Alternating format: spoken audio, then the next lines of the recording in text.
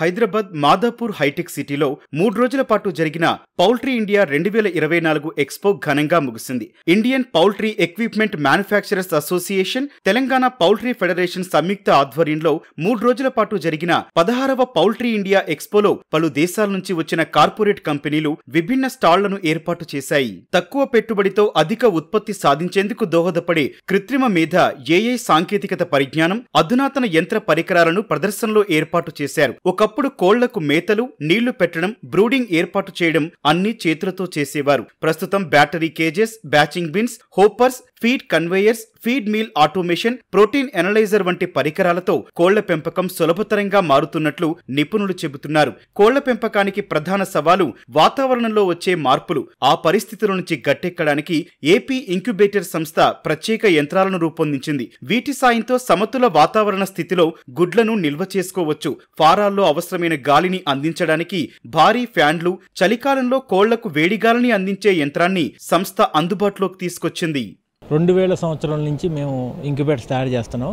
ఇప్పటికి ఒక 32 దేశాలకి మనం ఎక్స్పోర్ట్ చేసాం. దీంట్లో ప్రముఖంగా ఇప్పుడు ఏఐ టెక్నాలజీ ఏదైతే ఉందో మన పౌల్ట్రీ రంగంలో కూడా మొదలుపెట్టాం.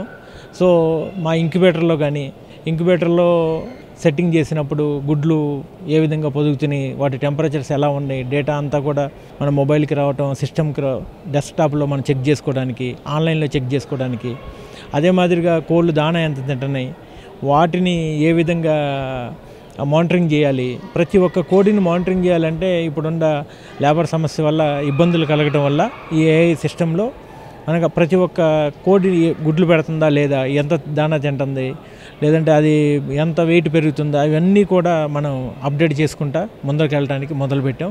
ప్రతి సంవత్సరం ఇక్కడ ఎగ్జిబిషన్ జరుగుతుంది. ఈ ఎగ్జిబిషన్లో అన్ని దేశాల నుంచి మాకు ఇక్కడ కస్టమర్స్ వస్తున్నారు. దానికి తోడుగా యూరోప్, యూకే అండ్ యుఎస్ ఆ కంట్రీస్లో ఏదైతే అడ్వాన్స్ టెక్నాలజీ వాడుతున్నారో similar almost all same technology మన ఇండియాలో కూడా అందరు ఫార్మర్స్ వాడటం జరుగుతుంది.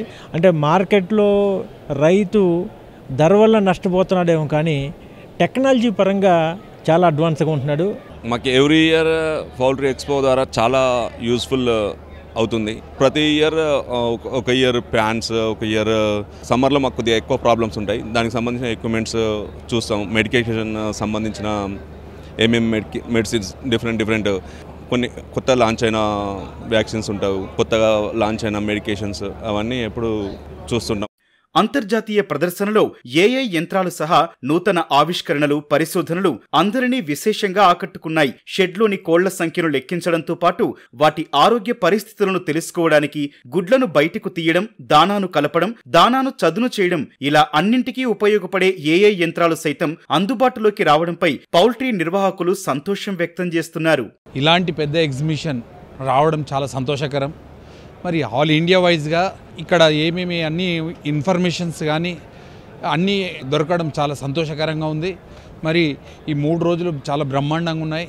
కొత్త ఈక్విప్మెంట్స్ వచ్చినాయి. నాకు గతంలో పౌల్ట్రీ ఉండేది.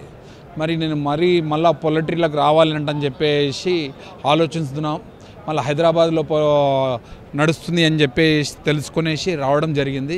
నేను ఇప్పుడు అన్ని స్టాల్స్ తిరిగినాను. చాలా బ్రహ్మాండంగా ఉన్నాయి. పౌల్ట్రీకి సంబంధించిన ఎక్విప్మెంట్స్ కానీ, ఏదైనా కోళ్ళకు సంబంధించిన నెప్పల్స్ కానీ, ప్రతి ఎక్విప్మెంట్ మళ్ళీ కొత్తగా ఎట్లుంటుందని చూడడానికి వస్తుంటాం. ఎక్విప్మెంట్సే కొత్తగా ఏమున్నాయనే చూసాము. ఫ్యాన్స్ కానీ, సమ్మర్ మెంటాలిటీ, మనకు సమ్మర్ ఎట్లా మోటాలిటీ కవర్ చేయడానికి ఎట్లున్నది, దానికోసం ప్రత్యేకించి ఇది చూసినాం.